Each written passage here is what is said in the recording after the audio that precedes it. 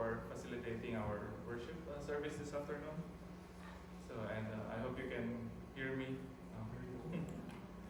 Yeah, I think the mic is still muted. Anyway, so if you have children, we have ongoing Sunday school right now. So, okay, yeah, that's good.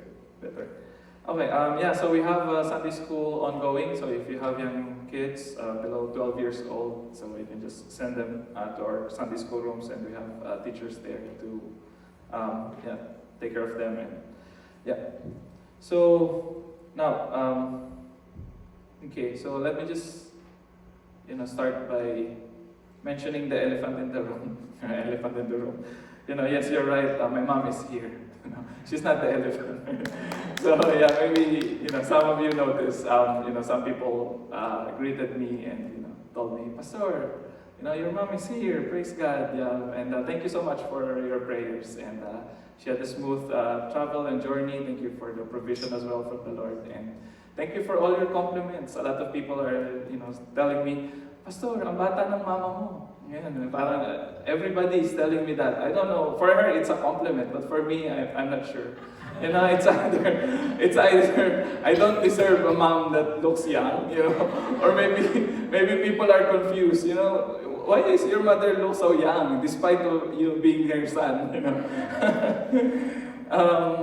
Yeah. I left our home 20 years ago. So maybe that's one of the reasons. 20 years ago she stopped growing old because I'm no longer around. So that's why when I got married, so the first thing she told Genesis was that ikaw naman ngayon. It's your turn, right? But yeah, so we thank you. We thank the Lord for for the health and even for our family, And just don't ask her about the cold. You will know how old she is. she will definitely complain about the cold outside. Okay, so yeah, and we thank the Lord this afternoon for the testimony and the stories that we've heard earlier, because my introduction for the message somehow is about 3 different cultures or religion. There was a Muslim, a Buddhist, and a Christian, and they were forced to jump off a building. So the Muslim first jumped and shouted, Allahu Akbar, right? Then he hits the concrete, with his head and dies immediately. He became a martyr. And then the Buddhist, jumped the second, and, Buddhists are known to be meditative, right? So he prayed, Buddha, Buddha, Buddha. Then in the middle of his meditation, he started to levitate, and he landed safely on the concrete. Right? Now it's the Christian's turn.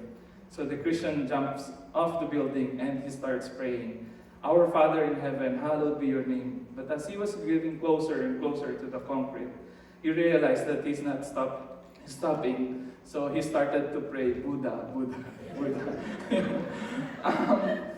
For some people, that's how we find religion, right? Religion is a means of convenience. We tend to believe whatever faith we would like to believe because we think that this kind of religion perhaps will save us, or it's a freeway ticket to heaven, to going to a better place when we die or something, So if I'm going to ask you, of course, right now, who among you wants to go to heaven? All of you will say, I want to go to heaven, right? So if you ask a person, would you like to say a prayer so that you can go to heaven when you die? No one will really reject that. It's a very convenient way that you don't have to pay anything to go to heaven, right?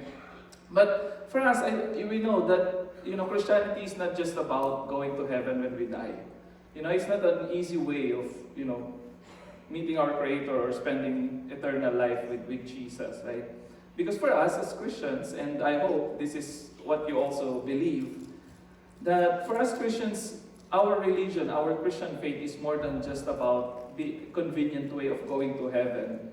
Rather, it's about the relationship, having this lifelong relationship with God as our Creator and with Jesus as our Lord and Savior, right? And for us Christians, that is also most of the time our motto, our slogan, right? We tend to say that we we experience God's love. I know that God loves me and I love Him, and those cool stuffs, right? They're good, right? To when you hear people talking about that, how close they are to God, sometimes you get jealous that sometimes people tend to have a closer relationship with God than you or something, right? It's good, but it's something that is very common that sometimes we tend to forget what it really means. It has become just like a cliche for us or a slogan that, oh, God loves endures forever. We read that in the Psalms or we sing it in our worship songs. But what does it really mean to say that God is love? What do we mean by this expression? What do we mean when we say that God loves endures forever? These words can be abstract for people who are not familiar with our faith, who don't join us every Sunday, or maybe even for us. If I ask you a question, what do you mean that God loves endures forever? Even in the Bible, we know that the term for love has many. The Bible uses many different terms for love, and one of the common terms that was used in Hebrew is the word chesed. And it's interesting because this word doesn't appear as a verb, it's most of the time in the 245 times that it was mentioned, it's always a noun, and it is used to describe God's character of being, having this chesed love. And most of the time also when this term is mentioned in the Bible, it has something to do with emet. Emet is the Hebrew word for truthfulness or faithfulness. So people or commentaries or scholars would say that this chesed love is more than just an emotion or a feeling of affection or attraction to someone or something, but it is something about being faithful or loving faithfully, being loyal, being committed and dedicated. So when the Bible describes God as having this chesed love for His people, it means that God is faithful to His promises. So those are the implications of this. And this afternoon, we will look at the passage in Psalm 138 that we read earlier. And let us look here in this psalm, how the psalmist or how the writer of this psalm articulates or put into words his understanding of this chesed love of God. And it's very interesting because if you read this psalm, you can actually divide them into 3 different sections, which actually parallels with each other. For the first section, for example, verses 1 to 3, the psalmist compares Yahweh or Adonai with the gods, with small g, or the idols that people in other nations worship. And then in verses 4 to 6, he compares Yahweh, or he puts Yahweh side by side with the earthly kings, or with the kings of the earth. Perhaps rulers or leaders or chiefs of different tribes. And then in verse 7, he mentions another group of people, and then he calls them his enemies. He compares Yahweh or his God to his enemies. And in all these 3 sections, he expresses how he experienced the Lord's loving kindness or steadfast love or chesed love, by saving him. So in verses 1 to 3, you see there the psalmist worshiping Yahweh before the gods, and the gods are the spectators or the audience in the act of worship. And then the reason for worship is about how he experienced the love of God through His Word and through His name. So later on I will explain these things, right?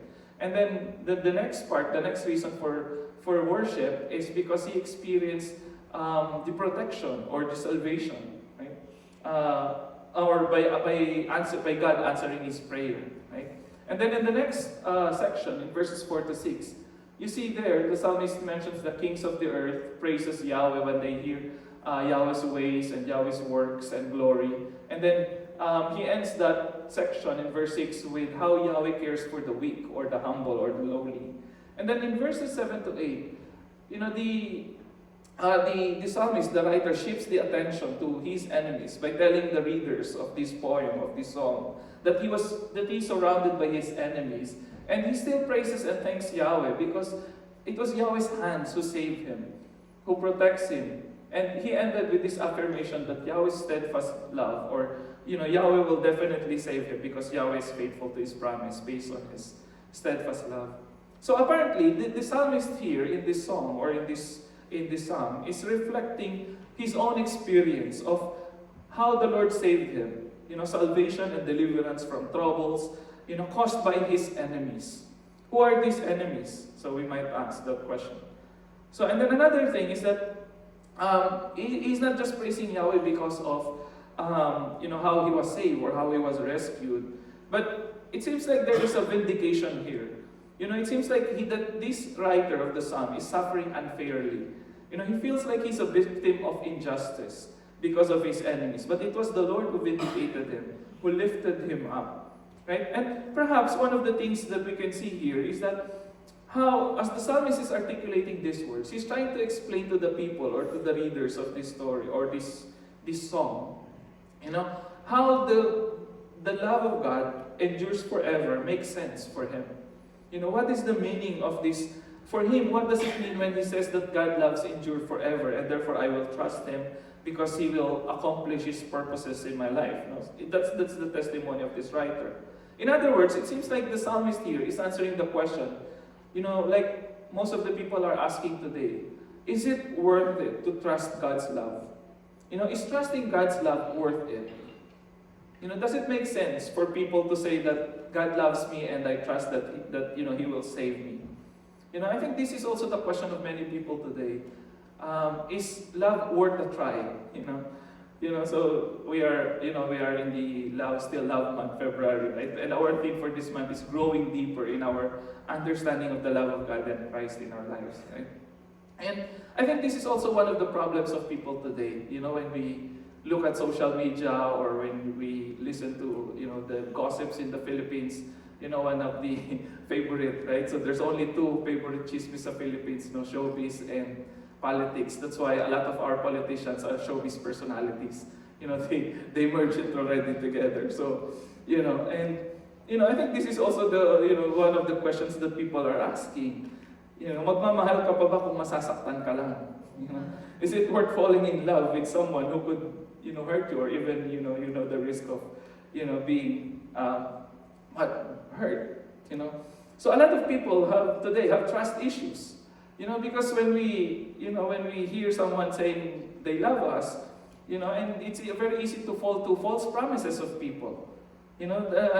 These days there's a lot of scammers now, and I've seen another story in social media, and this is a story about a guy who were given a chance to choose which way he wants to go, whether to heaven or to hell, but he only has 48 hours.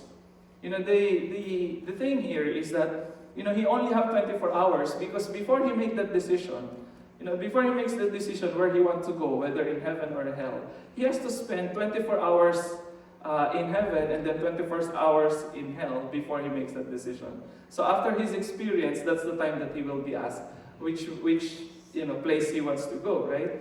So when he was in the interview, right, or maybe St. Peter was talking to him, so which one would you like to try first? Would you like to try first heaven or hell? Remember, you only have 24 hours. So the guy said, maybe I would try hell first. I would like to spend 24 hours in hell. So he was escorted, and right at the door, before the door opens, he can already smell the fragrance of the place behind the door, and it sounds very cool there, right? So when the angel opened the door, he saw all his friends were there. They were playing basketball, they were having fun, they were, just everybody's just happy and singing karaoke and may lumpia and spaghetti.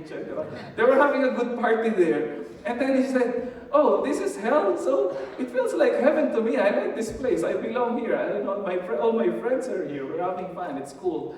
But then his 24-hour expired, right? So he was, taken back, and now it's his turn to go to experience heaven for 24 hours. And then he was again escorted to another door, and when the door opens, he can hear people, singing praise and worship songs, reading the Psalms, and all people are nice, but they seem to be very quiet and peaceful. He said that, oh, this is heaven? It sounds boring.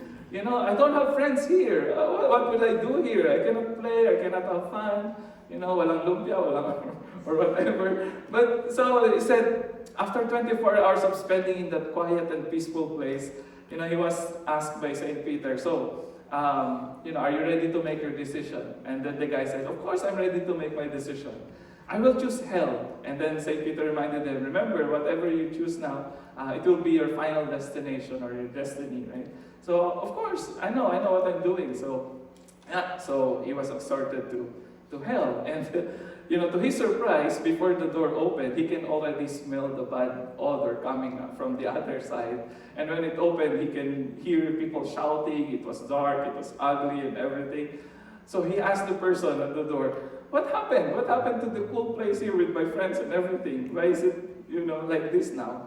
So, and then the guy asked him, when was the last time you visited? Just like a couple of days ago. And then the guy at the door said, oh, that was the campaign season.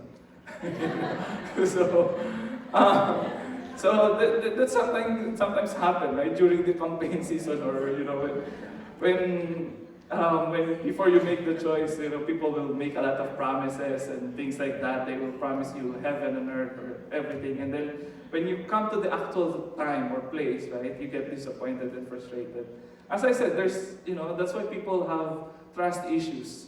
Because sometimes you tend to trust things superficially, based on the outward, without really testing it, without really experiencing it in your life. But for this psalmist, this writer of Psalm 138, it seems like he really experienced, what it means to have the love of God, or trusting God's steadfast love in his life. So why is trusting God's steadfast love worth it for this person? So first thing we see here is, for him, according to the psalmist, God's love is more powerful than all gods. God is the most powerful of all. His love is more powerful than the gods in verses 1 and 2. And he's greater than all the kings of the earth. The gods actually in verse 1 could be a metaphor for earthly kings and rulers. That's what we can read in Psalm 82 and in Psalm 100, other parts of the Psalms. So, sometimes when they mention gods, they are actually talking about earthly rulers as well, or kings. It could be a metaphor. And even the term Son of God in the Old Testament is actually a metaphor used for David and his sons, talking about being God's sons, or because of their authority, because of their power. But nonetheless, these gods that was mentioned here are actually less or even nothing compared to the God who deserves all worship. It is Yahweh Adonai, the God of, the psalmist, or the God of ancient Israel in this song. He's the one who deserves the worship. And compared to all these other gods, he's the one that the psalmist is bowing to. And these gods are mere spectators, as I said. They were audiences also in the temple. Another thing that we notice here is that compared to the earthly kings and compared to the other gods, the place where God resides, where Adonai resides, is the temple. He doesn't dwell in palaces. He doesn't dwell in Malacanang, or, whatever place for the prime minister, or in parliament, or whatever. God doesn't live there. He lives in the temple. He lives in the places of worship. I think the point here that the psalmist is making is that God is demonstrating his power, not through his military power, or his material wealth, or riches, or money, but it is in the act of worship that the psalmist experiences the power of God that is greater than all other gods and kings. Another thing that we notice here is that God demonstrates his power not only in the act of worship, but his power is also manifested through his name and his word. So basically, the name and the word of God represents his power and authority. When you say the word of a king or the word of God, it means it has power, it has authority, right? So it's not just words that the psalmist is saying, but it's actually, the words are the expressions of the will of God. What God wants for his people. And according to the word of God is an expression of his love. How he likes to protect people. So in other words, for the psalmist, the Torah, or the law of God, is actually intended as an expression of how God loves his people by giving them his laws, by giving them his commandments. Like for example here, in Canada, we have traffic rules and we have lots of rules actually, right? And sometimes we tend to, take that for granted, or sometimes we don't notice it. But actually, laws and bylaws or constitutions, they are meant to protect the people, right? For example, here we have traffic rules like stoplights, pedestrian, crosswalk, etc. Because the moment you violate those traffic rules, accident can happen.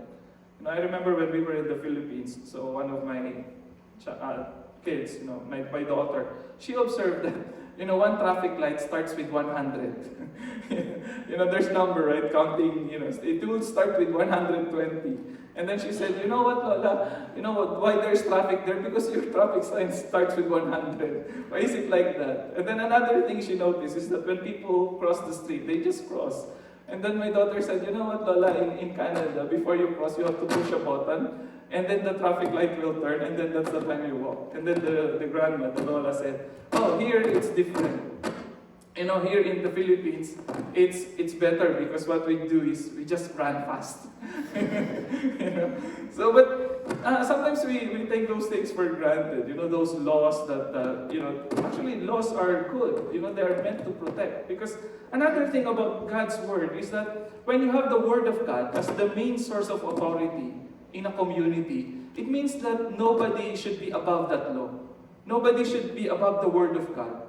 Therefore, even the king, even the rulers, it's a way of deterrent for abuses. Because the king is also under the word of God, under the authority of God's word. So therefore, the king is recognized here, or the gods and the other rulers. Overtime na ba tayo? Okay, so, so thank you, James, for...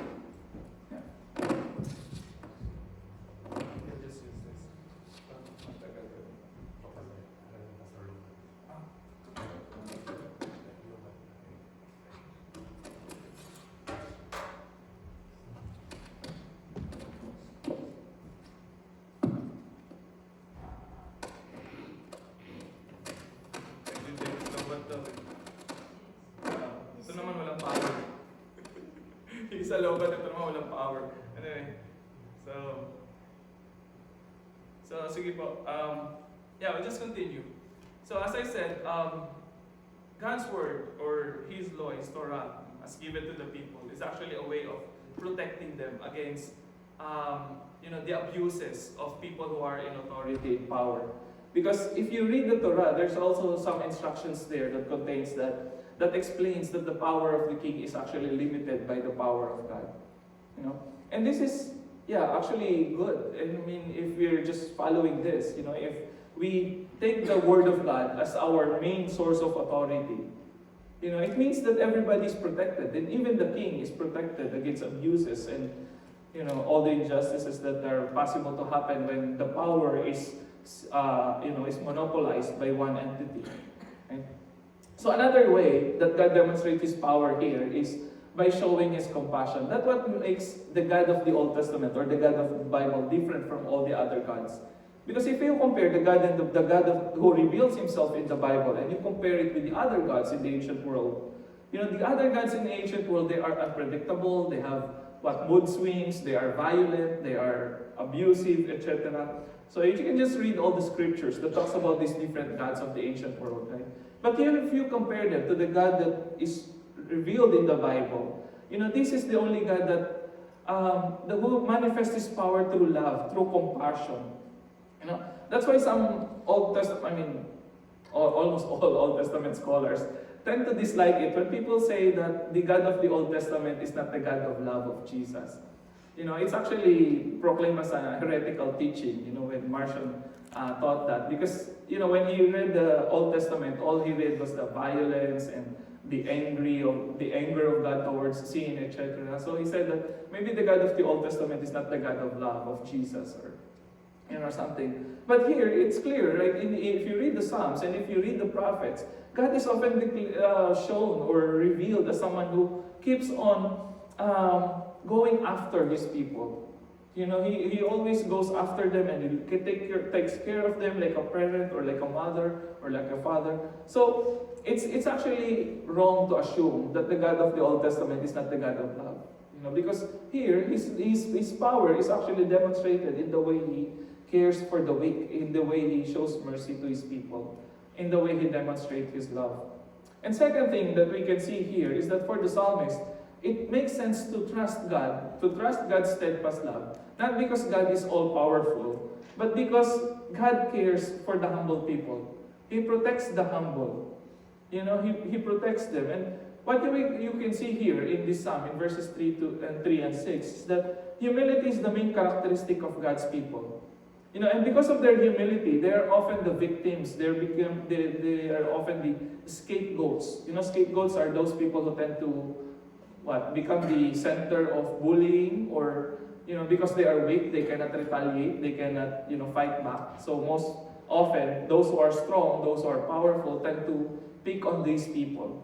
And in the Bible, because Israel is a small nation, sometimes they feel that they are being oppressed by bigger nations who are bullying them or picking on them because they are a young nation, they are a small nation, they are weak, right? But in the Bible, when we read the Bible, the hope of the people is not on their strength. Their hope is on the God who loves them and who takes care of them. And even in the scripture, we see that happening, right? And in the experience of these people, that because they are lowly, they can only depend on God to increase their strength, to strengthen them, or to encourage them. And you can see right in verse 6, there's a wonderful picture there here, that for though the Lord is high, He regards the lowly, but the haughty He perceives from far away. So there's a contrast here about God residing at the highest heaven. He's often described as being on top of a mountain, or on the high heaven. But He goes down to reach out to the people, to those who are low, right? To those who are weak and humble. And for the haughty, or for the proud, or for the arrogant, He perceives them from far away. So there's a two way of understanding this expression, He perceives them from far away. One is that, while the arrogant or the proud is still far, God already sees them. God already discerns their wickedness, their evil, even though they are far. Another thing is that, the wicked are actually far from God. God knows them from afar. He is distant from them. In contrast to the lowly, who are close to God's heart because He goes down to them. There's a certain distance that the psalmist here is portraying, that those who are proud, those who are arrogant, are actually far from God. So you don't associate with those people. Because God are more concerned to the lowly, to the weak. And sometimes it is also true, even in our families, right? So for parents, if you have many kids, in our family we only have 3, right? But for people who grew up in a big family, having 10, 12 children, sometimes the favorite of the parents is the bunso, right? The youngest, because the youngest tends to be always getting sick or being picked on by the elder kids or elder siblings, right? So sometimes it happens even in our families that our heart goes to those who are weak, those who needs more care. And for the psalmist, that's how he sees himself. That's how he sees the people of God. That because of their weak status, because of their humility, God is more concerned to them rather than on the proud. Sometimes it's interesting. It's frustrating. When we look at the world today, when those who are in power, those who wield power, are actually very unlike God. Because God uses His power to help the weak. On the other hand, the world today is full of powerful people who likes to pick on the weak. Who likes to use them as scapegoats, who insult them, who mistreats them, and who abuses them. Right? So it's really frustrating when power is given to the wrong kinds of people. And it seems like for here in this psalm, that is also the lament of the psalmist. That it is actually the kings and the gods and the who are actually paralleled as the enemies here. But him being part of the people of God, they are characterized by humility. So therefore they are grateful, they are thankful. Because in this psalm, what you will notice here is that salvation is actually defined in terms of protection that comes from God against the people, against the enemies that abuse them. Because they are meek and they are humble. And that is also what you see in the message of Christ. In Matthew chapter 5, verse 3 to 12, blessed are the poor, for theirs is the kingdom of heaven. That is also the message of Christ, right? That in God's kingdom, humility and weakness are the ideals. Humility and weakness teaches us actually to rely on God's provisions and protection. That's why it's the humble people, it's the meek people, it's the people who have nothing, who have all the opportunity to trust God, to be closer to God, because they have nothing to rely on but God. Now here's the question. Is the psalmist here telling us that it is better to be humble, that it is better to be poor, or not to aspire for riches? Absolutely, that is not the point. the psalmist was praising God for lifting him up from his poverty, for lifting him up from his troubles. Therefore, the goal here is to be free from the troubles, to be liberated from the troubles that surrounds him, from his enemies. So the psalmist here, he was not trying to romanticize poverty or, to be a victim is good. Rather, he wanted to show how victims can become victors because of God's love. So there's nothing wrong about aspiring to grow, aspiring to pursue development in terms of our career, in terms of our financial capacity, as long as we know that our motivation is to bring glory to God. And we are striving for this in humility and relying on God's power, who will empower us and make us accomplish whatever we want to accomplish, rather than boast before men. So ultimately, God knows what is inside our hearts. And if we are humble, God will really lift us up, and He cares for us, and He will, protect us against these enemies that make us suffer. So finally, another reason why is it worth trusting God is that God saves those who trust His steadfast love and promises. God saves those who trust His promises in verses 7 to 8. As I said, salvation here is not defined as going to heaven when they die. If you read the Psalm, salvation here is about God defeating their enemies, the enemies of His people, because of His love, because of God's love for them. So in this Psalm, the suffering of God's people was not because of their sin. They are suffering because they have enemies. And these enemies tend to oppress them and abuse them and mistreat them. These enemies could be people who abuse their power, just like the kings of the earthly kings and the gods that were mentioned in other parts of the book of Psalms and the Old Testament. Hence, the people of God feel powerless and weak before these enemies. But again, the psalmist claims that it is God who is greater than all these enemies that surrounds them. And God uses His strength. The right hand here is a very good metaphor. You notice in verses 7 to 8 how the word hand was mentioned a few times. You stretch out your hand and your right hand delivers me. And then at the end of verse 8, do not forsake the work of your hands. What it does to do with yad, or the hands, And actually the hand implies a personal and intimate touch by the Lord. When he does something with his hand, it means that he is very much involved. That he is personal, in terms of saving his people. God's right hand is never short or weak to reach us, to reach the people, and to punish the wicked, in order to protect the innocent. So in other words, this psalm teaches that people should put their trust on God, on God's hand, rather than on people's hands or people's strength. Just like in Psalm 146, verse 3 to 7, this is what we read. Do not put your trust in human leaders. No human being can save you. When they die, they return to the dust. On that day, all their plans come to an end. Happy are those who have the God of Jacob to help them, and who depend on the Lord their God, the creator of heaven, earth, and sea, and all that is in them. He always keeps His promises. He judges in favor of the oppressed and gives food to the hungry. This is always the picture of the people of God. In the Bible, they are hungry, they lack home, they are oppressed, they are victims of injustice and maltreatment from other powerful people. But it is God who saves them. And they would like to thank God because of that. There is genuine worship because of that experience.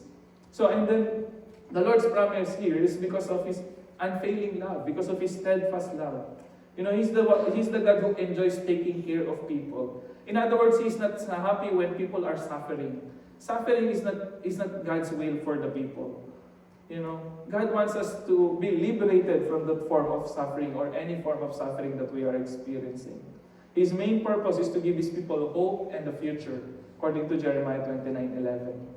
So I think generally this idea that Psalm 138 is showing us, it resonates well with what we've heard last night during our prayer meeting or Bible study. We heard powerful testimonies last night.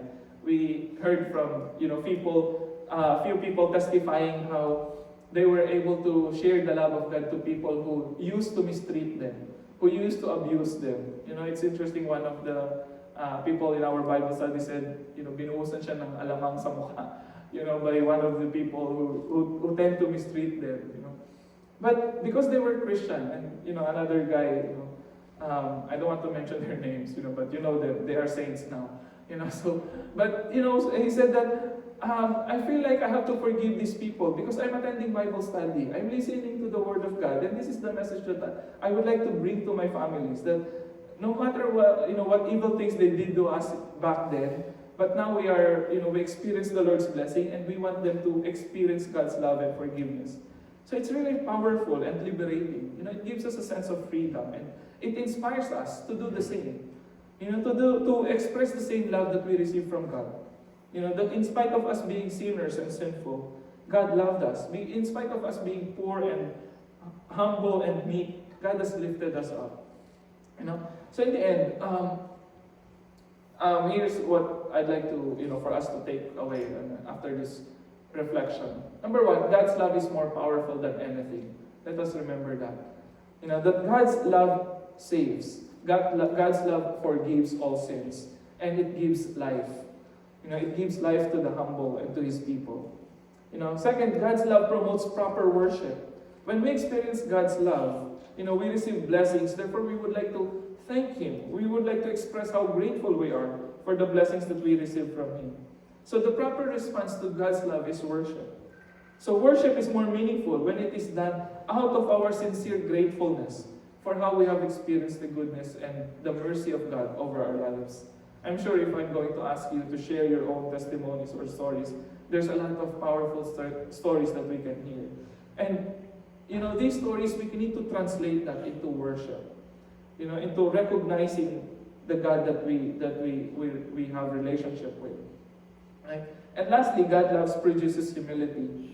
God's steadfast love that protects His children, His humble children, teaches us that to be humble and to rely on God's promises and His power to save is the ideal. God's love protects the humble, meaning those who trust in His promises, in His unfailing love to them. So let us pray.